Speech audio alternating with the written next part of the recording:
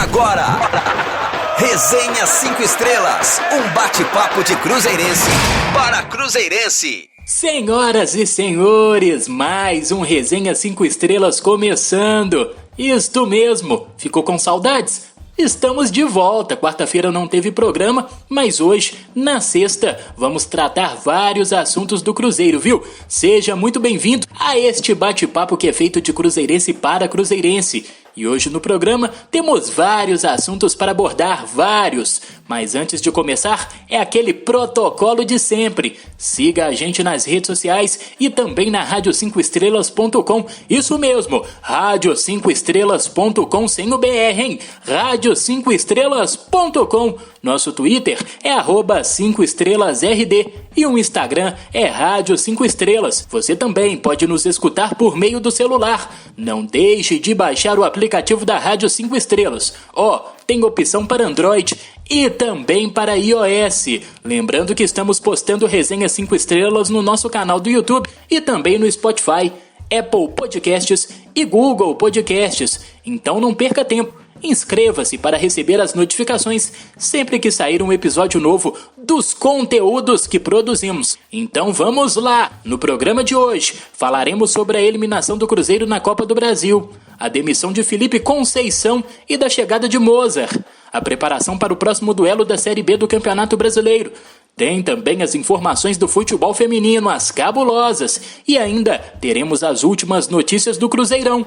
E quem está aqui comigo para conversar sobre esses e mais temas da Raposa é o Gleison Lage. Fala, Gleison! Fala, Matheus, como é que tá? Tudo beleza? Fala aí, torcedor do Cruzeiro. Vamos lá trocar aquela ideia sobre o Cruzeirão. Vamos bater aquele papo aí de sexta-feira sobre o maior clube de Minas Gerais. Vamos nessa. Tá certo, Gleison. Agora vamos falar de um fato não tão bom assim, viu? Infelizmente, na última quarta-feira o Cruzeiro foi derrotado pela Juazeirense, pelo placar de 1-0, em jogo válido pela terceira fase da Copa do Brasil.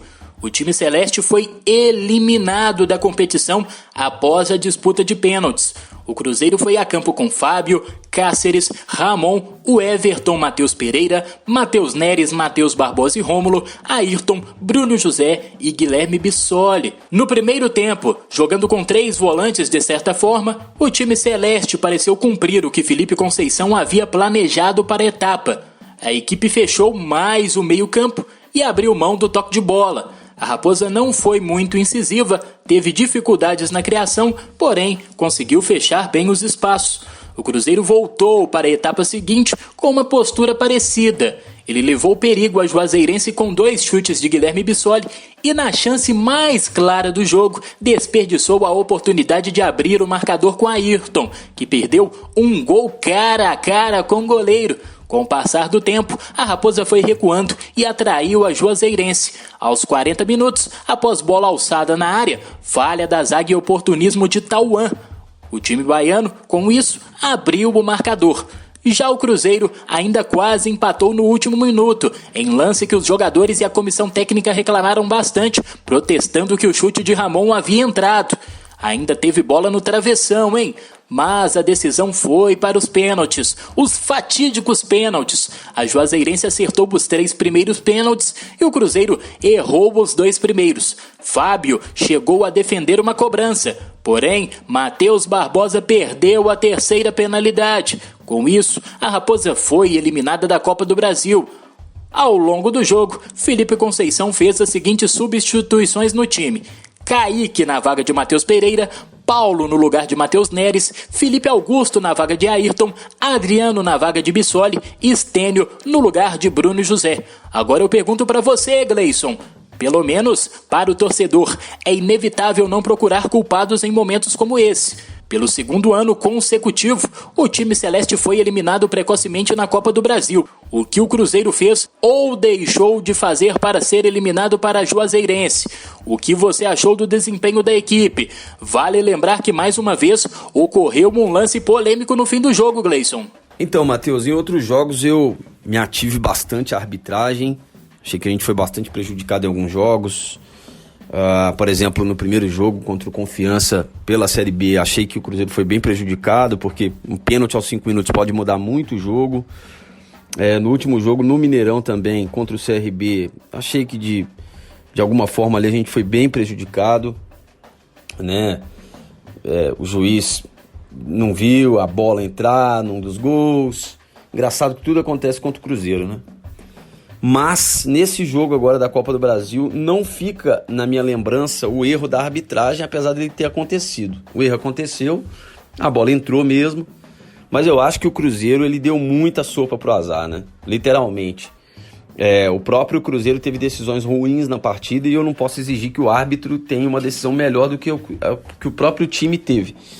Acho que o que foi preponderante para a derrota do Cruzeiro, para a eliminação do Cruzeiro, foi o jeito que a partida foi sendo conduzida, né? O Cruzeiro marcou relativamente bem, não cedeu tantos espaços assim, teve chances de fazer gols, né? Gols mesmo, no plural. O Bruno José teve uma boa chance no primeiro tempo, deu uma afobada, numa chance que ele mesmo criou, uma bola que veio escorada da direita ali, ele, né, dominou no peito, passou, se ele respira ali, ele toca para trás, o Bissoli estava sozinho, ele tentaria um arremate melhor, ele chutou forte, a bola foi pro alto. No segundo tempo, o Bruno José também teve uma chance boa na direita, uma bola que ele disputou ali, acabou ganhando do zagueiro, deu na cara do gol e chutou no goleiro. O goleiro fez uma boa defesa, mas ele poderia ter entrado um pouco mais. E a chance principal do jogo, na minha opinião, que ficou na cabeça do Ayrton, aliás, ficou na nossa depois de passar pela dele, né? Porque todo mundo vai se lembrar desse lance aí, uma bola que veio cruzada do lado direito, o Ayrton sozinho, sem marcação, goleiro já vendido, ele cabeceou para fora, nem no gol foi. Então, ali, esse lance foi mais ou menos aos 30 minutos, o Cruzeiro sofreu o gol aos 41, você vai dando oportunidades para o adversário que vai descer, né, em comboio ali, né? Tava descendo em massa a Juazeirense e o Cruzeiro já com um time muito modificado e já expondo ainda mais as suas fragilidades, né? O Cruzeiro foi empilhando jogadores de marcação que não fizeram uma boa marcação, né? E aí a gente pode falar do time mesmo, não individualizar isso, mas a gente teve falhas mais uma vez no setor defensivo ali com o Ramon, o Cáceres de novo. Os próprios jogadores que entraram não conseguiram dar conta ali de fazer uma marcação um pouco mais firme. E quem entrou no ataque também não criou absolutamente nada, né? Felipe Augusto e o menino Stênio, lastimáveis, né? As atuações dos dois, e não conseguiram dar conta do recado. E aí, quando o Cruzeiro foi para os pênaltis, ainda aconteceu esse lance da bola ter entrado ou não ali com o Ramon, que deixou o Cruzeiro ainda mais nervoso para a disputa de pênaltis, né? E aí o Cruzeiro foi para os pênaltis totalmente fragilizado mesmo, fraco já, com psicológico esgotado, que já vem de muito tempo isso, né? Não é só dessa partida, mas vai somando. E aí deu no que deu, o Cruzeiro foi eliminado. Na minha opinião, o Felipe Conceição tem ali a sua parcela de culpa. Eu nem julgo muito pela não escalação do Sobis no início do jogo, porque poderia ser uma estratégia do próprio jogo, né?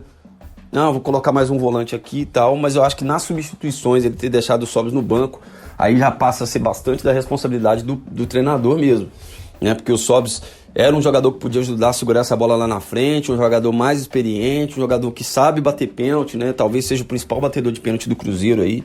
Se não me engano, o Sobis nunca perdeu um pênalti pelo Cruzeiro, né? Essa informação, se perdeu um só, mas eu não me lembro do pênalti que o Sobis tenha perdido. Então, aí acaba caindo na conta do treinador e caiu mesmo, porque ele acabou sendo demitido. Gleison, falando mais especificamente do jogo, o que achou da formação do Cruzeiro com 3 volantes e sem a presença de Rafael Sobis na equipe, hein? Eu já venho falando aqui na Resenha 5 Estrelas, né? Já venho comentando também nos jogos do Cruzeiro, que eu prefiro hoje o Cruzeiro que marca mais do que ataca. Aí você fala, mas precisa fazer gol, precisa mesmo, mas empilhar atacante não significa que você vai atacar mais, né? Eu tentaria um meio campo diferente, talvez sem um atacante, mas eu não tiraria o Sobis, eu acho que eu tiraria o Ayrton, que na minha leitura de jogo tem sido bastante inútil, vou usar essa palavra, porque ele é o cara do 1 contra 1, ele não tem conseguido ter vantagem, né? Raramente consegue uma vantagem que termina numa boa finalização e tal. E quando a bola passa pela decisão dele, ele decide sempre muito mal, né? Raros espasmos assim bons do Ayrton, como por exemplo no penúltimo jogo ele acabou fazendo um gol de cabeça, né? Também um gol difícil de perder, mas, né, de gol difícil de perder, ele entende, ele tem perdido gols impossíveis, né, como o último, e não é um cara muito decisivo, assim. A gente já tem um assim no elenco, né, que é o Bruno José. O Bruno José é um cara de muita entrega, um bom atacante que o Cruzeiro tem, um bom valor, mas ele precisa melhorar a decisão dele também, né, nas finalizações.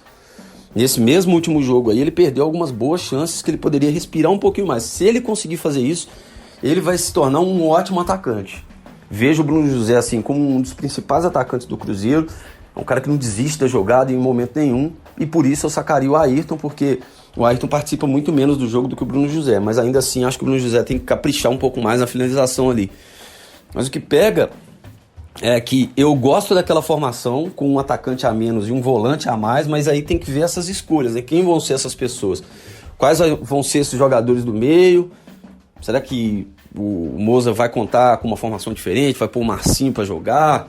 Não vai jogar com 2 atacantes? Quais atacantes serão esses? Eu acho que o Bissoli não pode sair, né? Porque é um cara que está conseguindo segurar a bola lá na frente, que o Cruzeiro tem dificuldade.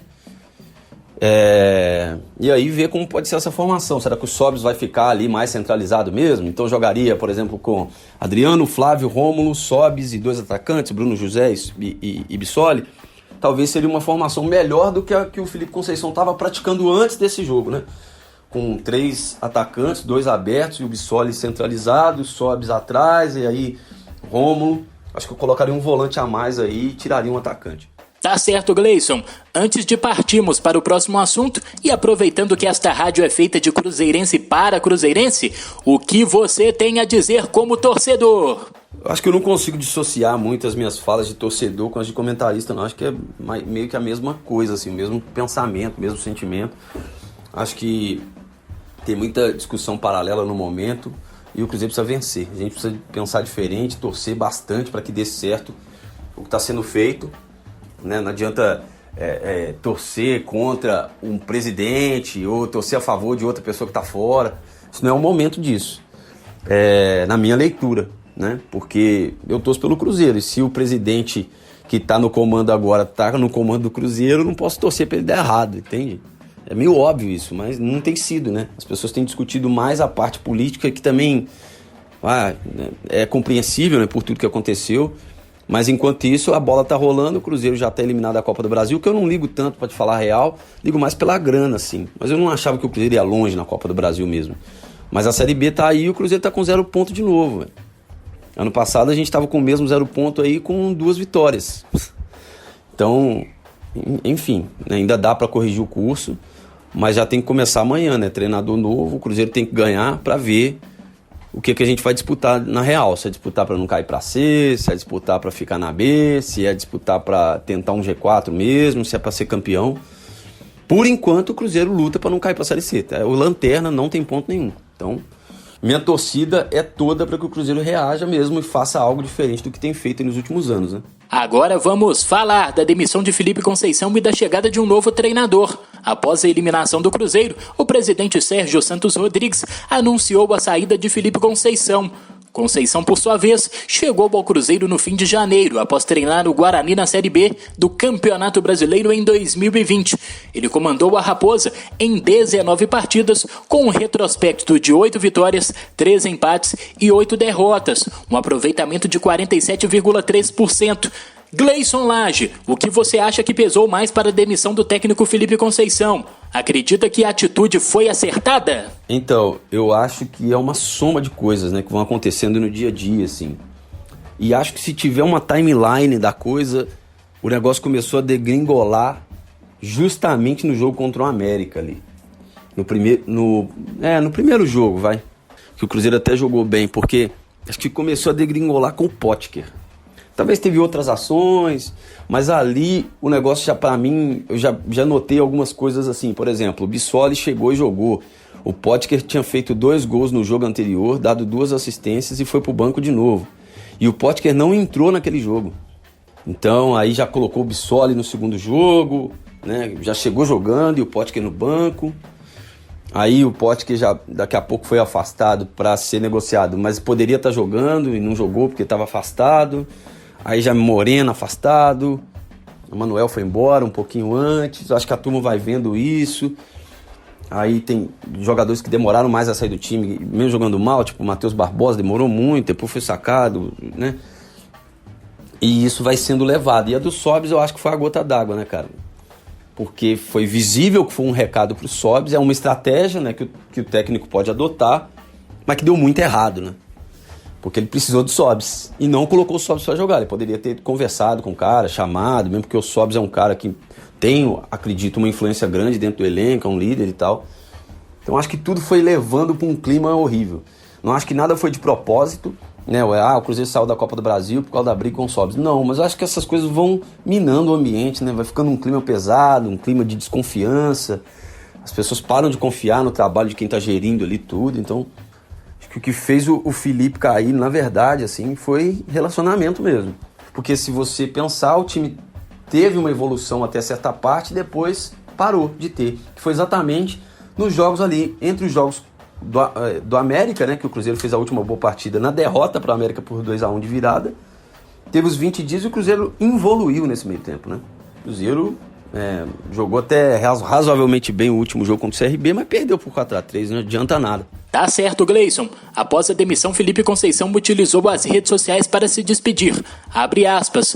Gostaria de agradecer a oportunidade de trabalhar em um clube gigante como o Cruzeiro. Foram praticamente 4 meses de um intenso trabalho, onde buscamos construir e implementar um padrão de jogo protagonista condizente com a história do clube. Não tenho dúvida que esse trabalho com autonomia traria um grande benefício ao clube ao longo prazo. Desde o início, respeitamos o momento financeiro delicado do clube, procurando montar um grupo compatível com o orçamento, ao mesmo tempo permitindo que jovens tivessem espaço para o seu desenvolvimento no profissional. Nos surpreendeu, porém, o tamanho da influência e obstáculos que nos trariam outras partes do clube neste processo de reconstrução. Sem autonomia para colocar em prática uma reformulação ainda mais profunda, nosso trabalho não teve uma base para se desenvolver como gostaríamos.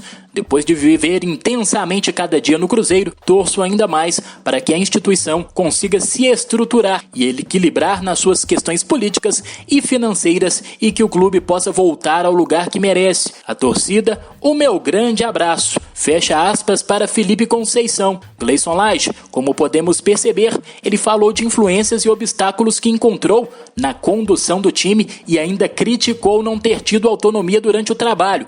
O que você achou da fala do Felipe? Todo mundo precisa de uma boa desculpa para ir embora, né? Tô cansado, né? Quando você tá na casa de alguém, você quer dormir. Quando você tá saindo de um trampo, não acredito nisso aqui mais. Desculpa, principalmente quando é público o trabalho. Eu não tô dizendo que o Felipe inventou uma, mas me soa estranha a fala de autonomia dele. Porque assim, o Felipe trouxe jogadores que ele quis. E esses jogadores chegaram jogando, que também eu acho que foi um pouco ali da confusão. Tipo, o Joseph chegou de titular. Eu não estou dizendo nem que não merece, mas eu acho que isso tudo é visto pelo elenco de uma maneira diferente, né? Tem gente lá, tipo o Brock que estava lá já há mais tempo, os zagueiros da base que já estavam jogando. Enfim, acho que ele teve sim autonomia. Agora, depende do que ele está chamando de autonomia total, né? Qual que é autonomia total? Barrar o Fábio? Qual que é a autonomia total? O que é? Não sei, me parece até que ele tinha um bom relacionamento dentro do clube.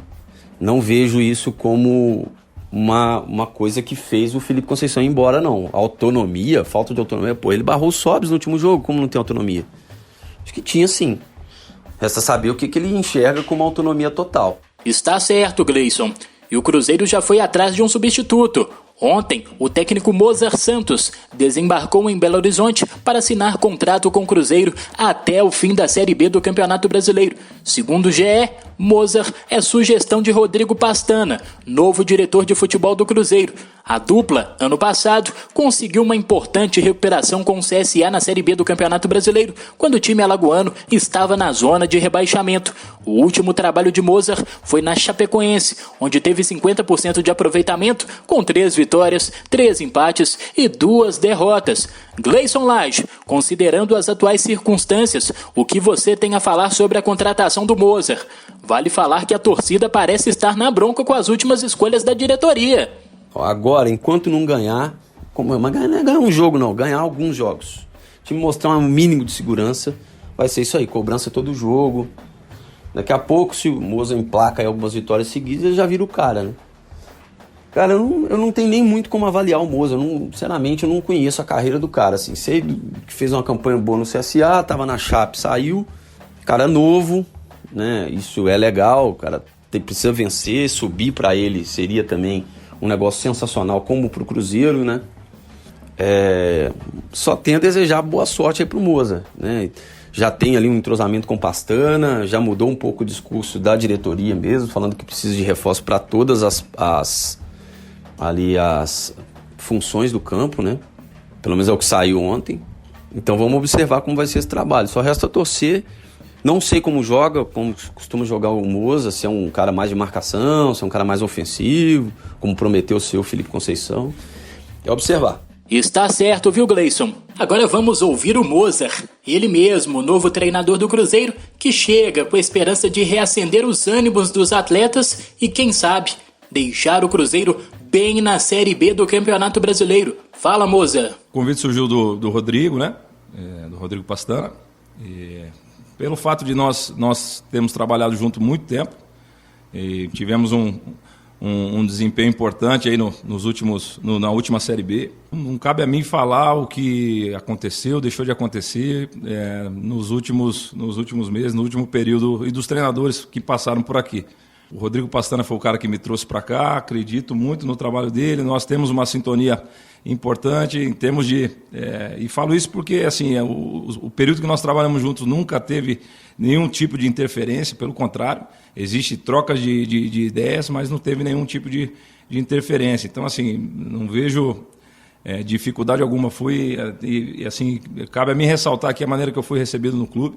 Fui muito bem recebido por todos os profissionais que estão aqui. Então, assim, eu encaro esse desafio, que é um grande desafio na minha carreira, como uma página em branco, assim, e cabe a mim, juntamente com a minha comissão, com os jogadores, escrever uma história da melhor maneira possível.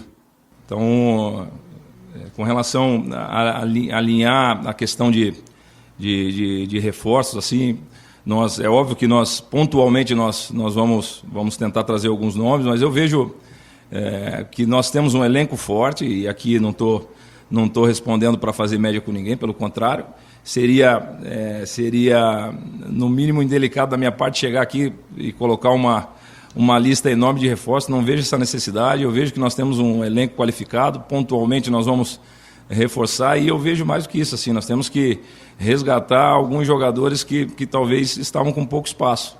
É um momento novo, onde está chegando um treinador novo, com outras ideias. Espero construir um ambiente positivo para esses jogadores conseguirem desempenhar o melhor futebol deles. Eu vejo o futebol assim de maneira bem clara, bem simples. Assim. O futebol atual ele exige que a tua equipe saiba fazer de tudo um pouco, e muito bem feito, porque o jogo exige isso. O jogo exige que você marque alto de maneira compacta. O jogo exige que você, em alguns momentos, marque baixo, porque o adversário te leva para trás e faz com que você marque com as linhas um pouco mais baixo. Tem momentos que você vai estar controlando o adversário com a bola, e aí você tem que ter ideias ofensivas. Por isso que a exigência do jogo hoje mudou um pouco de uns anos para cá. O jogador ele precisa ter um entendimento grande assim, do que fazer em todos os momentos do jogo. Então, eu, por característica, gosto de atacar, gosto de ter a bola, gosto de empurrar o adversário para trás. Tem momento que é possível, tem momento que não é possível. Então, o meu desafio como treinador é realmente criar essa identidade, que o jogador entenda o jogo de maneira geral. Não é uma tarefa simples, principalmente por falta de tempo. E não é um álibi que eu já estou usando aqui, não, é uma realidade. Porém, eu como treinador, no cenário do nosso calendário, eu tenho que otimizar o tempo que eu tenho, justamente para implementar a minha ideia. Mas mais do que isso, assim, uma equipe de futebol, na minha opinião, tem que ter uma identidade definida, e isso pode ter certeza que nós vamos ter.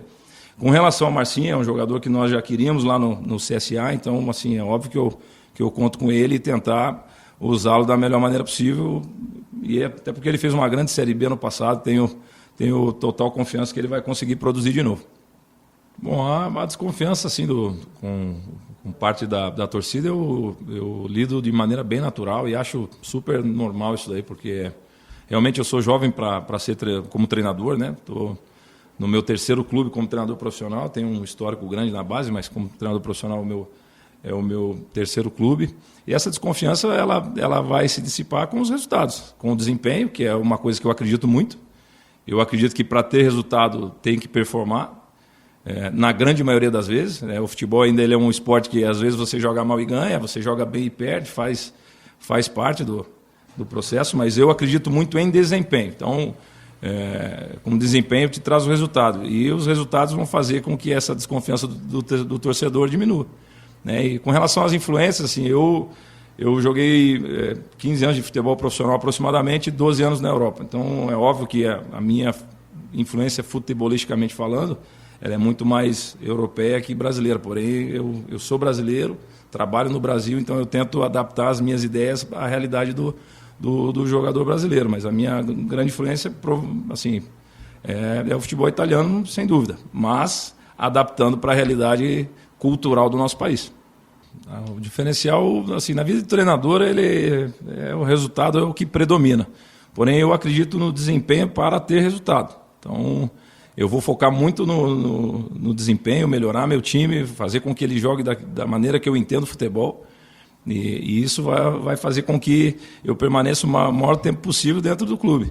Com relação à desconfiança, a resposta é a mesma. A desconfiança ela só vai diminuir. Acabar nunca vai, mas ela só vai diminuir com os resultados. E voltando ao início da minha resposta, o desempenho leva ao resultado. Então eu vou focar muito nessa questão de realmente ter performance para poder ganhar os jogos. Então, e eu entendo o futebol sempre como próximo. Para mim, o próximo jogo é o mais importante do ano. Então é focar as energias e colocar em prática aquilo que nós temos de melhor nesse momento para ganhar o jogo de amanhã. Está aí o novo treinador do Cruzeiro confirmado ontem. Desejo boa sorte ao Moza, viu? Vai precisar. O novo técnico celeste já deve comandar a equipe no próximo confronto da Série B. O Cruzeiro recebe o Goiás amanhã, no Mineirão, o Gigante da Pampulha, às 9h. A partida pelo Campeonato Brasileiro é importante para a Raposa. O time celeste vem de 2 derrotas na competição, para Confiança e CRB.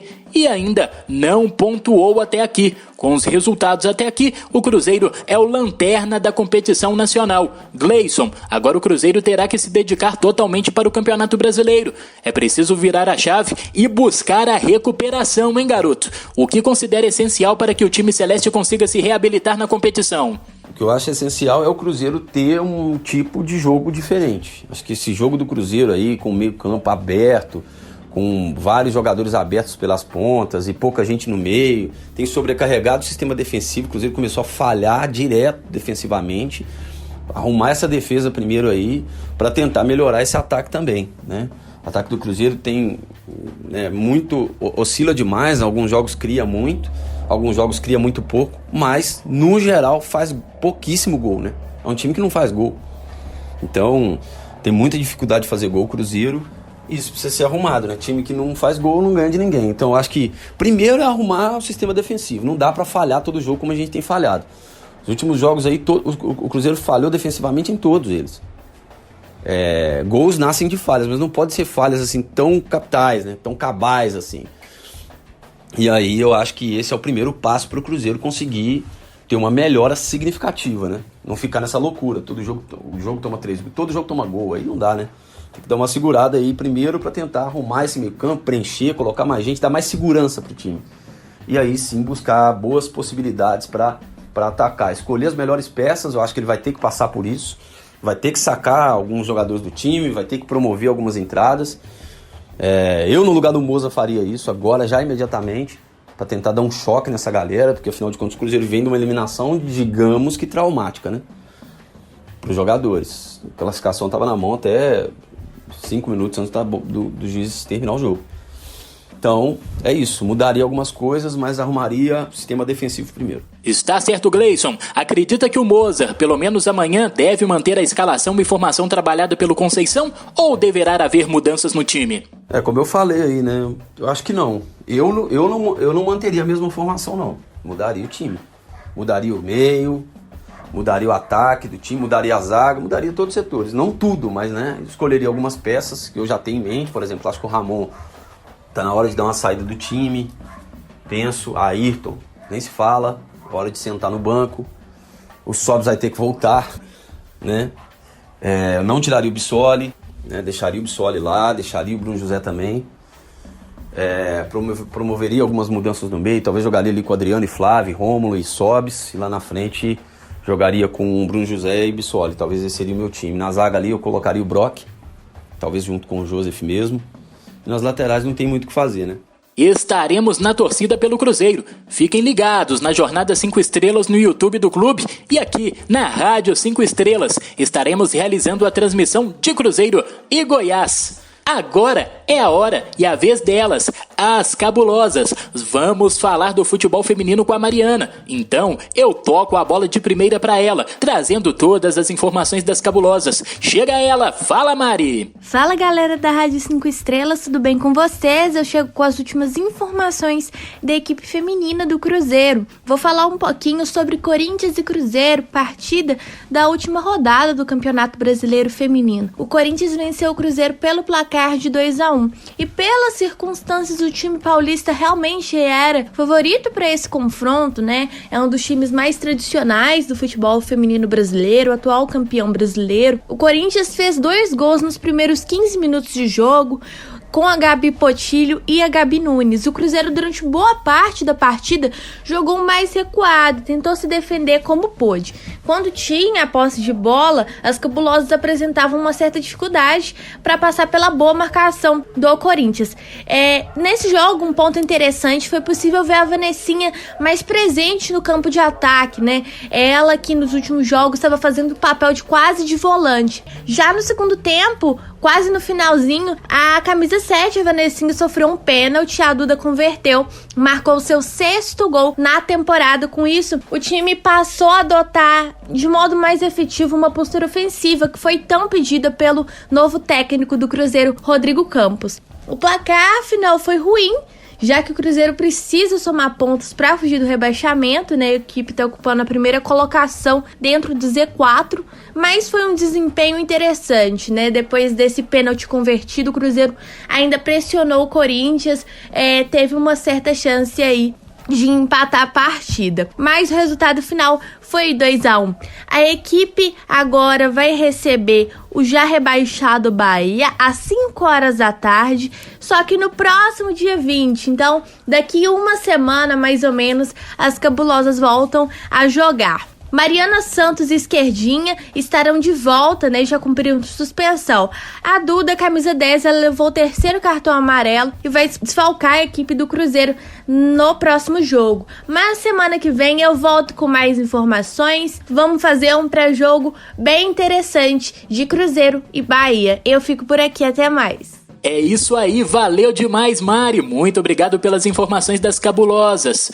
E agora, eu chamo aqui no nosso Resenha 5 Estrelas a Letícia Seabra para trazer as últimas notícias do Cruzeiro mais querido do Brasil. Então, agora é com você, Letícia! Boa noite, pessoal. Eu, Letícia Seabra, chego agora com o giro de notícias aqui no Resenha 5 Estrelas. O Tribunal Arbitral do Esporte, TAS, negou recursos do Cruzeiro e manteve a decisão da FIFA na ação movida pelo Defensor do Uruguai, que cobra pela contratação do meia Arrascaeta em 2015. O valor é de aproximadamente 7 milhões de reais. O Cruzeiro tem até o próximo dia 28, 30 dias após a data da sentença, para efetuar o pagamento. Se a dívida não for paga, o clube corre o risco de ser novamente punido com o transfer ban, que impede o registro de novos jogadores. O Defensor acionou o Cruzeiro na FIFA em 2016, alegando atraso em parcelas da compra do jogador. O Cruzeiro negociou o pagamento e se comprometeu a quitar o débito. Entretanto, as parcelas deixaram de ser pagas.